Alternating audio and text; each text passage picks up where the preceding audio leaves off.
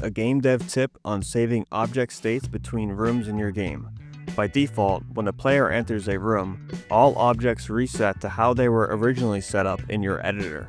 Like even if this enemy moves or is killed, or this block is moved, when I come back to the room, they'll be right back where they started. But in your game, you're typically going to want these objects to remember their states when you leave the room and come back. Properties like position, health, or if a chest has been opened should be saved and loaded. Here's how you can handle that, in particular in my engine of choice, GameMaker.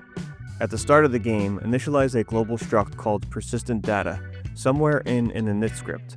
This is where all the saved room data for your game will live. Now to make sure events are called in the correct order when a room starts, I use persistent manager objects, one called obj event manager and another called obj room manager.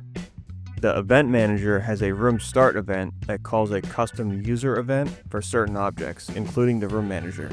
This custom room start event of the room manager calls a global function, load all persistent objects, and in a room end event, it calls a global function, save all persistent objects.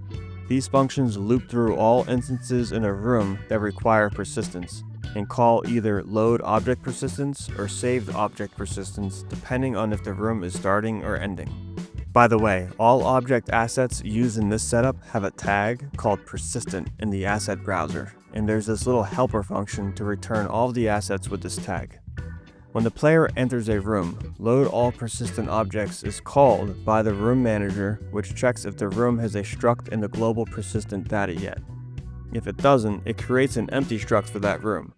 For example, on entering room 524 for the first time, the global struct would look like this.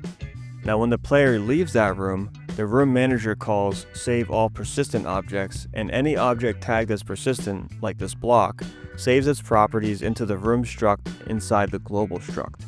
Each object creates a unique ID using its name and position, like this.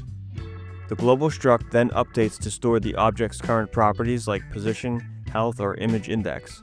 For example, after leaving room 524, the global struct will look like this. The next time the player enters room 524, the game detects that the room already exists in a global struct. It loads the saved properties for each persistent instance, ensuring everything is exactly how the player left it. If you want more tips like this, hit subscribe. And that's